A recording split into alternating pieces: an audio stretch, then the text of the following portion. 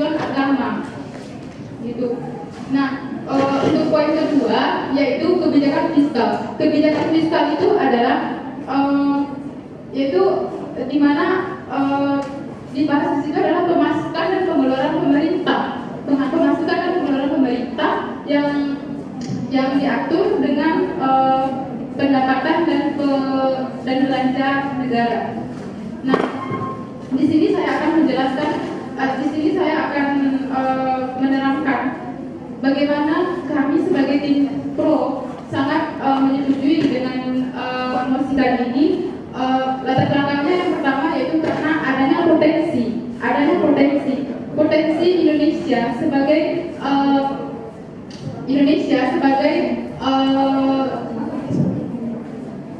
jumlah penduduk Indonesia itu nomor 4 terbanyak di dunia.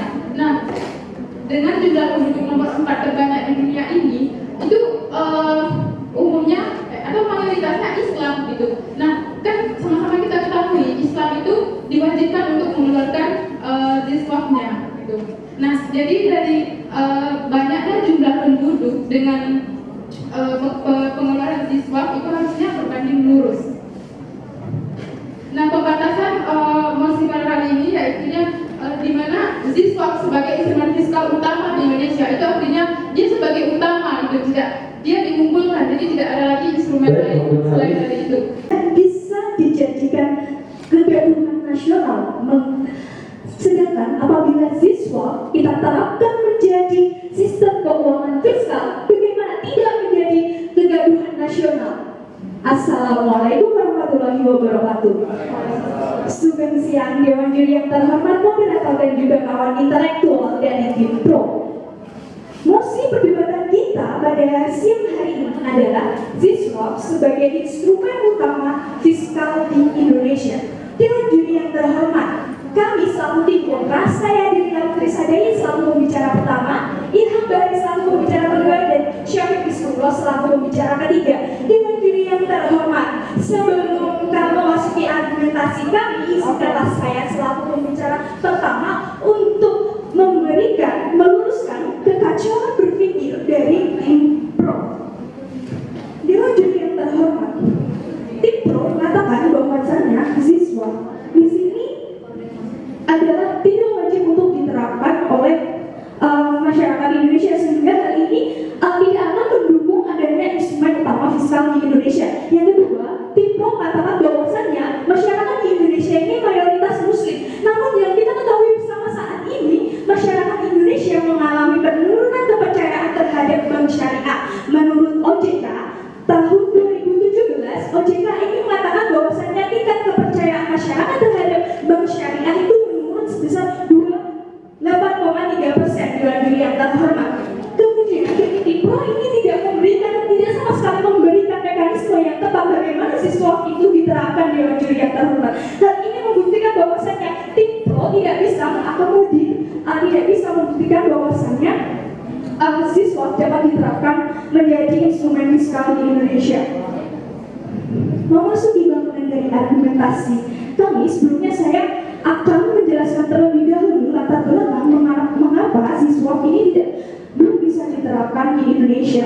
Yang pertama, Dewan Juri yang terhormat, secara Indonesia merupakan negara yang berasaskan Pancasila dengan bersistem kenegaraan demokrasi dan masyarakatnya yang multikulturalisme. Hal ini apabila ziswaf diterapkan menjadi instrumen utama fiskal, hal ini akan sangat bertentangan dengan Pancasila dan juga sistem demokrasi kita, di mana demokrasi kita ini tidak menerapkan sistem keuangan konvensional. Apabila kita menerapkan ziswaf sebagai instrumen fiskal utama, maka ini akan berimplikasi kepada sistem keuangan ekonomi, sistem keuangan konvensional, sistem keuangan ekonomi berubah menjadi syariah. Begitu pula dengan bentuk negara kita akan berubah menjadi sistem yang berlandaskan nilai-nilai syariat Islam. Seperti itu Dewan Juri yang terhormat.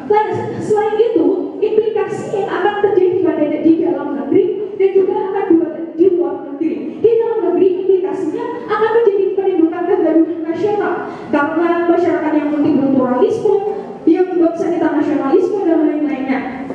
Kasus bendera tauhid saja ini akan menimbulkan kegaduhan nasional, apalagi siswa diterapkan sebagai instrumen fiskal utama. Kemudian di luar negeri, implikasinya berakibat pada dunia di luar negeri yang berkembang. Indonesia ikut dalam perdagangan dunia. Apabila kita terapkan siswa ini akan sangat berbeda, akan sangat bertentangan dengan sistem konvensional itu sendiri. Kemudian Dewan Juri yang terhormat, menurut APBN kita saat ini mengalami defisit pendapatan sebesar dari pendapatan 1.878 triliun dengan pengeluaran 2.123 triliun. Ini sedangkan zakat sendiri baru 25 triliun per tahun. Apabila kita menerapkan siswa sebagai instrumen fiskal hari ini tidak bisa mencukupi atau mengakomodir defisit tersebut. Kemudian secara yuridis Undang-Undang Nomor 13 Tahun 1999 tentang zakat bahwasanya zakat ini tidak wajib Dewan Juri yang terhormat, sehingga apabila ini ketika siswa diterapkan menjadi instrumen utama atau instrumen fiskal utama di Indonesia, maka akan membuat siswa ini diwajibkan untuk masyarakat Indonesia, dan ini sangat bertentangan dengan undang-undang tersebut. Dewan Juri yang terhormat, selanjutnya argumentasi yang saya selanjutnya yaitu pajak telah mengakomodir segala sektor di Indonesia. Segala sektor tersebut dilakukan melalui PPH, PBB dan lain-lainnya. Sehingga di sini kami Impro tetap teguh bahwasanya siswa belum bisa diterapkan di Indonesia. Wabillahi taufiq wal hidayah. Wassalamualaikum warahmatullahi wabarakatuh. Dan rekan berpikir kami yang sangat cerdas, izinkan saya Rinal Chandra sebagai pembicara kedua dari tim Pro menjabarkan argumen kami kenapa ZISWAP ini bisa muncul sebagai instrumen utama fiskal Indonesia. Yang pertama, saya menguatkan kembali argumen dari tim pembicara ke-1 dari tim Pro, yaitu potensi zakat di Indonesia, potensi zakat, infak, sedekah dan wakaf di Indonesia itu sangatlah besar. Kenapa begitu? 85% di Indonesia itu adalah Muslim, sehingga zakat, infak, sedekah dan wakaf ini sangat-sangat besar untuk diterapkan di Indonesia, sangat-sangat berpotensi. Nah, ini yang menjadi landasan kami kenapa ZISWAP ini bisa menjadi instrumen fiskal utama bagi Indonesia. Nah, melihat seperti itu, selanjutnya argumen kedua kami adalah distribusi zakat, infak, sedekah dan wakaf ini ada distribusi yang merata. Kita lihat di setiap daerah, di setiap daerah pasti ada orang yang kaya. Jadi Dewan Juri yang terhormat, tim Pro mengatakan bahwasanya potensi zakat di Indonesia sangat besar, namun mereka tidak memiliki data sedikit pun mengapa potensi itu besar dan berapa potensinya.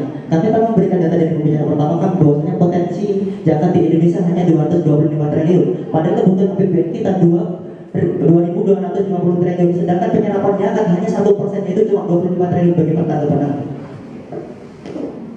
Baik, di potensi zakat sekarang di Indonesia itu sudah 8% dari anggaran APBN, lebih 8% pemasukan utama di situ.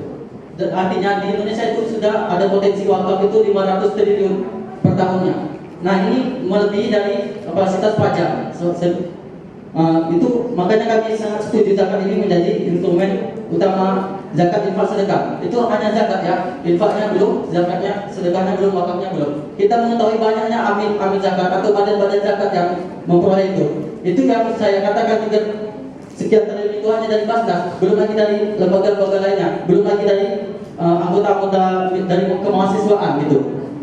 Nah, selanjutnya kenapa distribusi zakat ini, zakat, infak, sedekah dan wakaf ini merata? Kita ketahui di setiap daerah itu pasti ada orang kaya, di setiap daerah itu pasti ada orang yang berhasil. Makanya kalau kita menerapkan zakat, maka kekayaan di Indonesia itu akan merata. Bandingkan dengan pajak hanya terpusat, maka kekayaan di Indonesia itu akan pincang, akan hanya ada berada di ibu kota. Ya, silakan. Dewan Juri yang terhormat, kita ketahui bersama bahwasanya status quo-nya Indonesia pada saat ini adalah heterogen. multi suku, multi agama. Bagaimana kemudian Anda menerapkan Islam dengan mekanisme yang tidak Anda ketahui sama sekali, dan itu kami rasa adalah suatu kegagalan berpikir dan pengalaman luar biasa dari tim Pro. Terima kasih kepada tim kontrak. Kami di sini mendapatkan landasan yang kuat terhadap zakat, infak, sedekah dan wakaf. Kenapa di sini kita sudah mempunyai UU nomor 34 tahun 1945 itu sudah mengatur tentang zakat, infak, sedekah dan wakaf. Selanjutnya juga ada BSN, Badan Syariah Nasional. Itu mereka sudah menjamin tentang penyaluran zakat, infak dan sedekah dan wakaf. Nah, tidak dilakukan lagi bahwasanya zakat, infak, sedekah dan wakaf ini memiliki badan hukum yang kuat sehingga bisa menjadi fiskal utama bagi Indonesia. Selanjutnya, efektivitas. Argumen kami kenapa zakat, infak, sedekah dan wakaf ini bisa menjadi instrumen utama fiskal Indonesia. Yang pertama itu, yang ketiga itu efektivitas. Kita mengetahui zakat, infak, sedekah dan wakaf itu kita bisa menyalurkannya secara langsung, tidak harus ke atas. Misalnya kita mengetahui ada orang miskin di sana, kita langsung menyalurkannya. Jadi artinya zakat, infak, sedekah dan wakaf ini tepat sasaran, tidak ada potongan, tidak ada korupsi. Jika kita menerapkan pajak, maka korupsi akan merajalela seperti yang kita ketahui. Kasus Gayus Tamunan yang mereka itu mengkorupsi kasus pajak. Sedangkan zakat, infak, sedekah dan wakaf bagaimana mengkorupsinya, bagaimana akan memotongnya. Sedangkan ya, nah seperti itu. Selanjutnya, kenapa juga zakat ini sangat efektif untuk pemerataan kekayaan di Indonesia? Kita mengetahui ada zakat pertanian, zakat profesi, ada juga zakat perkebunan, zakat mal dan zakat lainnya. Itu sangat berpotensi bagi kita untuk memperkaya Indonesia, mendistribusikan kekayaan di Indonesia. Sekian, terima kasih. Dilanjutkan kepada pembicara kedua tim kontra.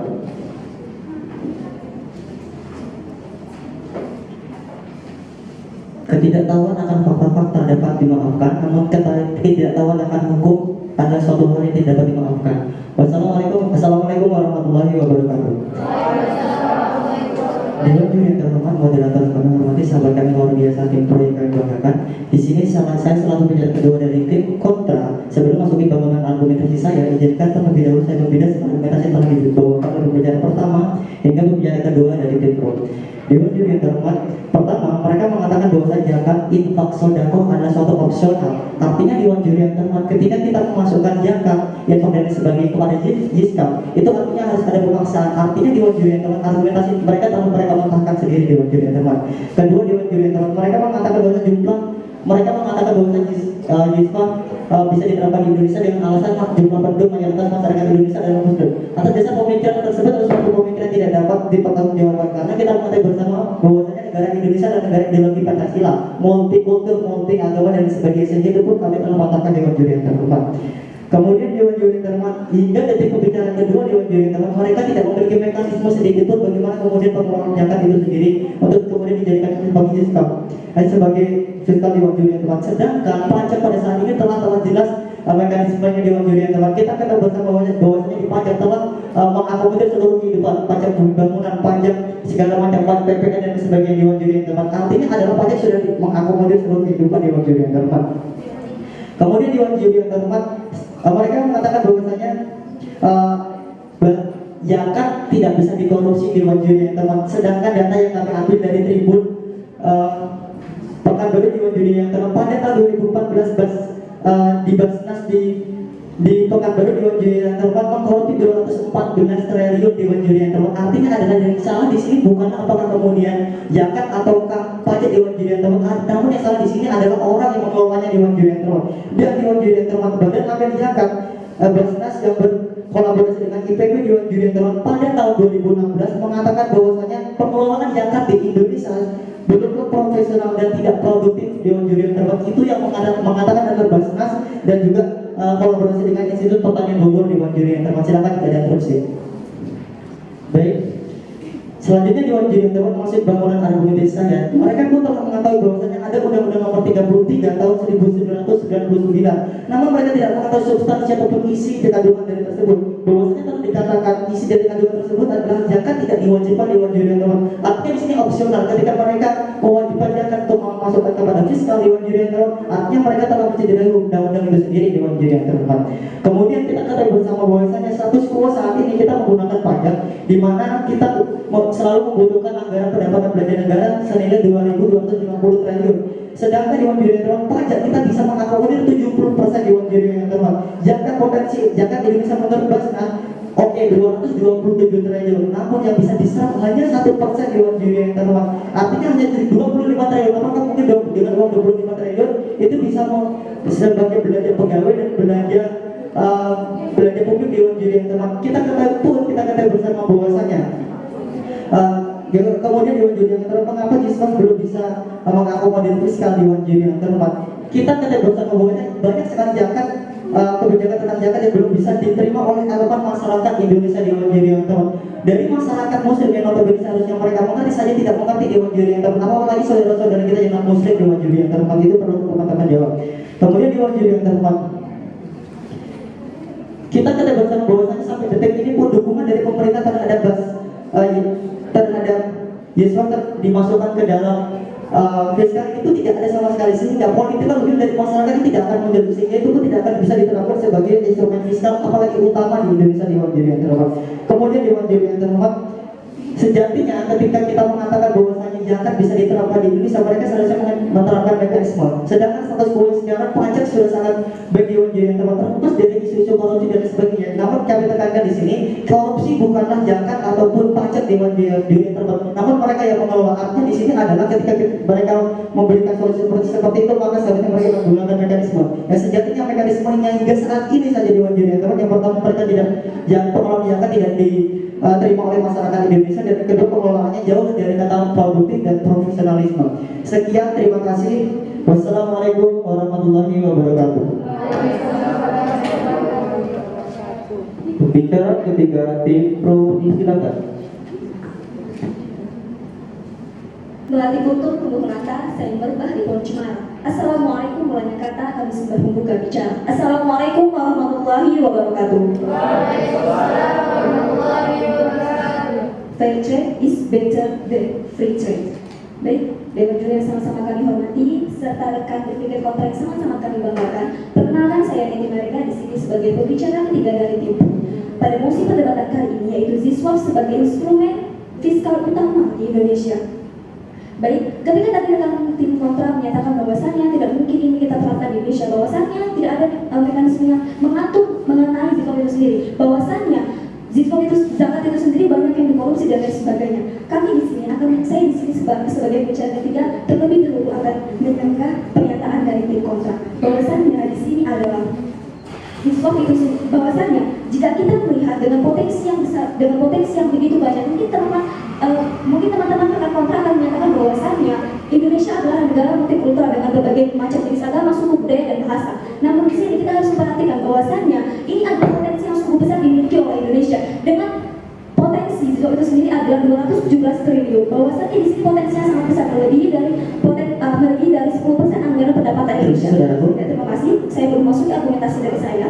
Baik, di sini kita mengatakan bahwasannya kami sangat setuju dengan mosi perdebatan kali ini, bahwasannya di sini kita melihat adanya efisiensi, adanya tadi adalah efektivitas distribusinya yang begitu merata, bahwasannya kita mengalami sendiri bahwasannya pajak itu sendiri tidak diserap dengan benar. Memang kita ketahui bersama sejak tahun 2003 hingga tahun 2018 pajak itu sendiri tidak melebihi target yang ditetapkan, bahwa di sini adalah masyarakat masih meragukan, apalagi beberapa kasus-kasus yang terjadi di belakang ini adalah kasus mengenai pajak itu sangat menimbulkan kerancuan dalam kebijakan masyarakat Indonesia.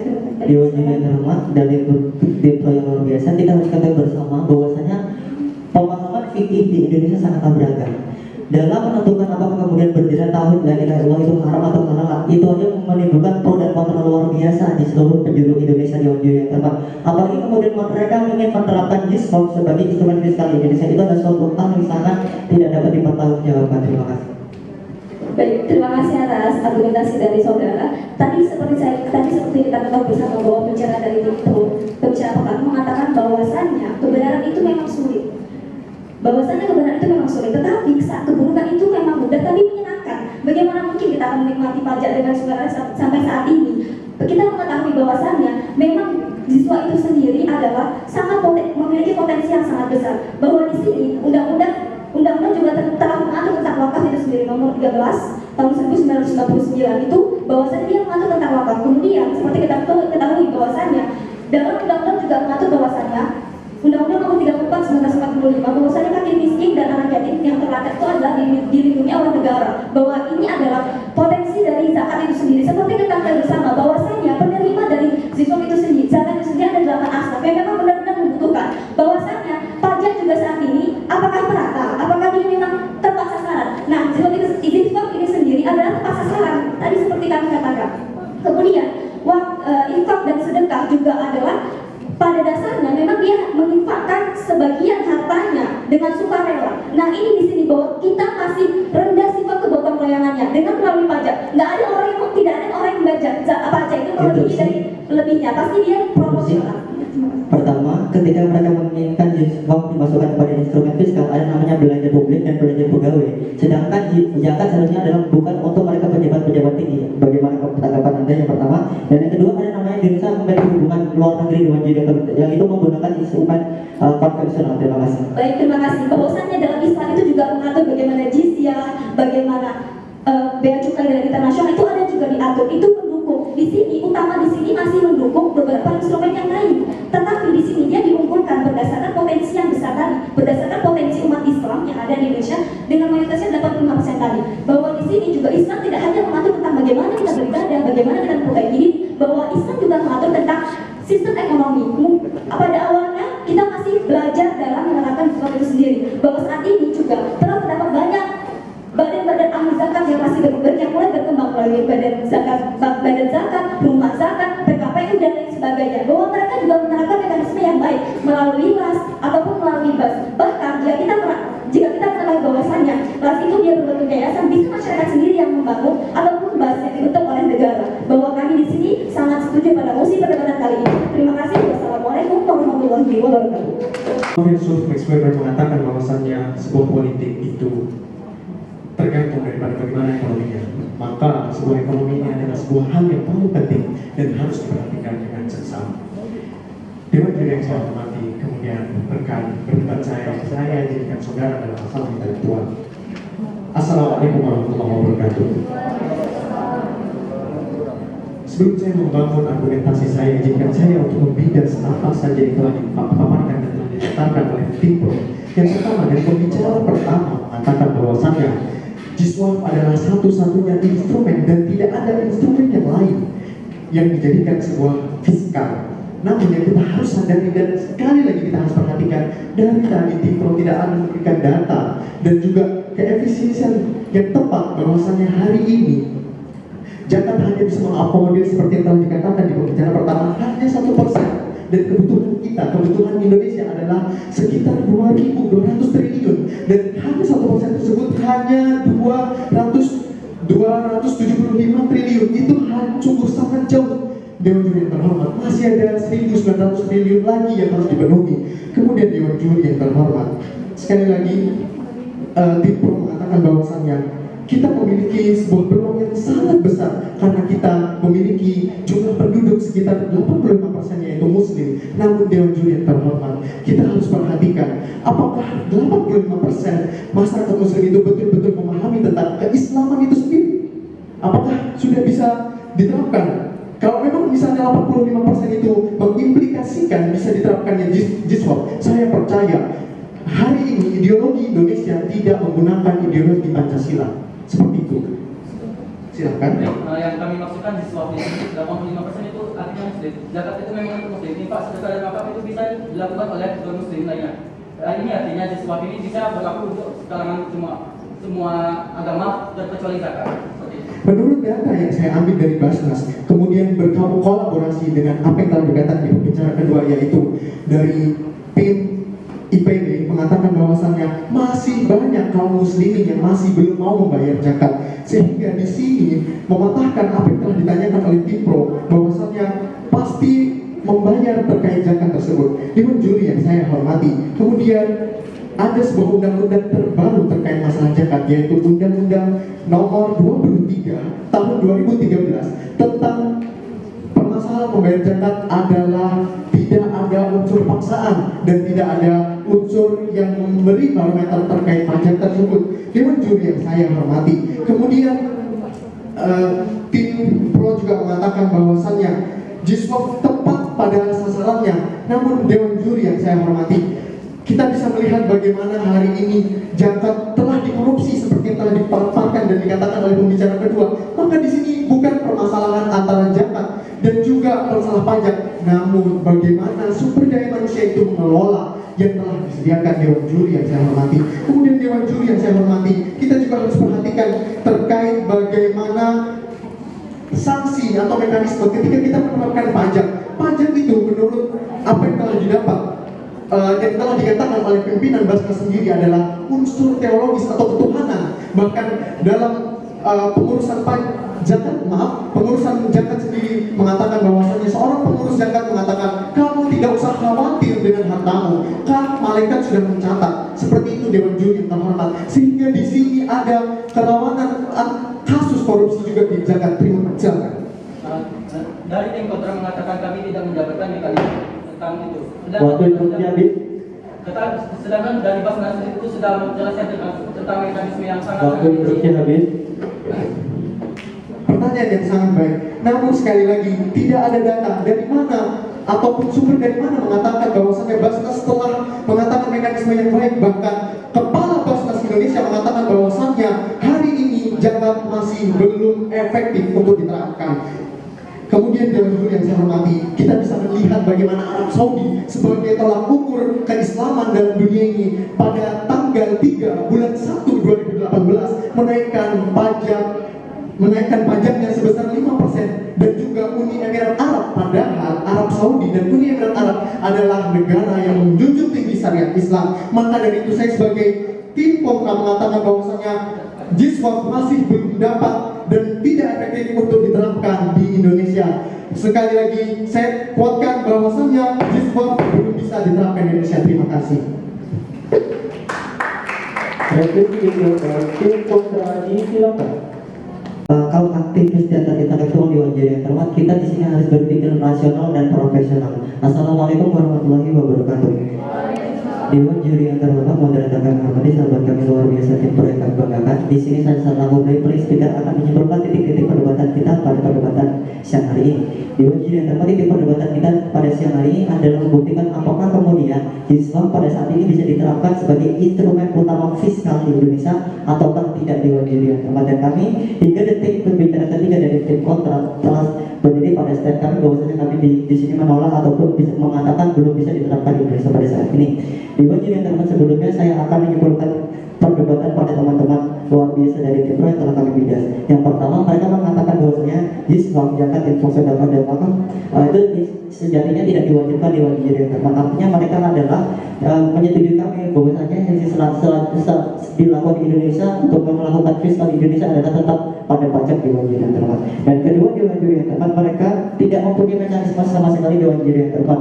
Lalu bagaimana kemudian mereka mengatakan Islam bisa diterapkan di Indonesia Dewan juri yang terhormat? Kemudian mereka mengatakan bahwasanya potensi zakat besar, namun mereka tidak memiliki data sama sekali. Justru kami memiliki data bahwasanya potensi zakat 225 triliun, namun yang bisa diserap hanya 1% yang bernilai 25 triliun. Sedangkan Dewan juri yang terhormat, Basnas sendiri mengatakan bahwasanya tidak ada profesionalitas dan produktivitas dalam pembagian zakat di Indonesia, dan bahkan masyarakat Indonesia sendiri masih sangat sedikit yang mau menerapkan zakat di Indonesia itu sendiri. Dewan juri yang terhormat, kemudian Dewan juri yang terhormat, kami telah buktikan pada mereka bahwasanya pajak memiliki sanksi yang jelas ketika masyarakat Indonesia tidak membayar pajak. Dewan juri yang terhormat, namun di dalam zakat sendiri tidak ada anjuran karena hubungannya adalah hubungan Allah, hubungan sama Tuhan. Dewan juri yang terhormat, dan Dewan juri yang terhormat, sejak pada pembicaraan pertama hingga pembicaraan ketiga dari tim kami telah berdiri kokoh pada argumentasi kami yang belum disentuh sama sekali oleh teman-teman luar biasa dari tim pro. Yang pertama dari Undang-Undang Nomor 33 ayat 33 tahun 1999 yang mengatakan bahwa pajak tidak diwajibkan, artinya atau opsional, namun mereka pun belum bisa membidasnya. Dan status quo saat ini terkait APBN pun belum dibidas sama sekali oleh teman-teman dari Pemprov.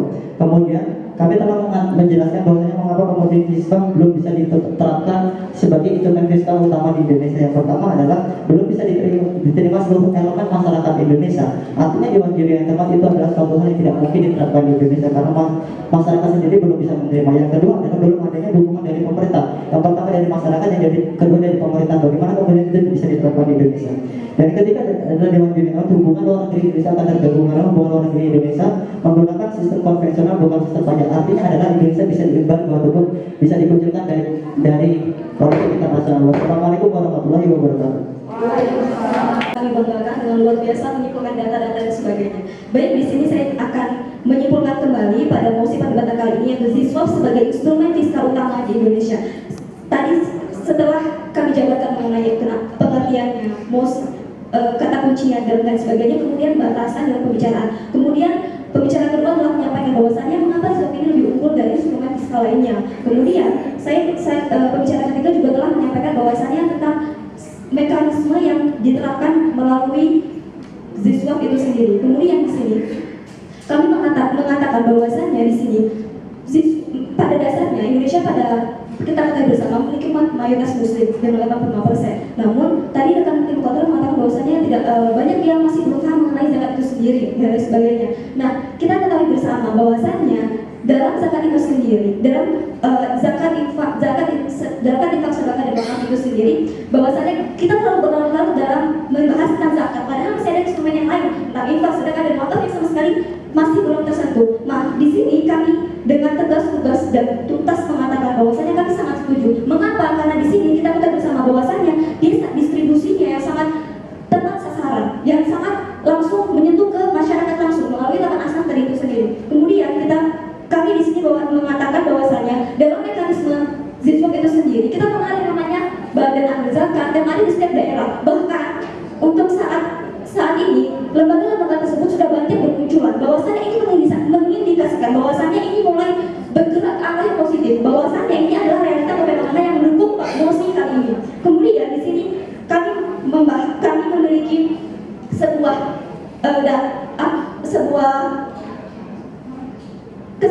keunggulan di mana kita ketahui bersama bahwasannya di sini ZISWAP sangat efektif dan langsung menyentuh kepada masyarakat yang memang membutuhkan. Bahwasannya untuk di sini ketika kami Kopra mengatakan bahwasannya ini hanya tentang hubungan dia dengan Tuhan, hubungan dia dengan penciptanya. Bahwasannya zakat adalah salah satu ibadah yang tidak hanya mengatasnamakan dengan Tuhan, tapi juga mengatasnamakan dengan sosial. Kita bagaimana menolong orang yang kesusahan, orang yang kemarahan, dan bagaimana kita membangun Indonesia lebih baik lagi melalui zakat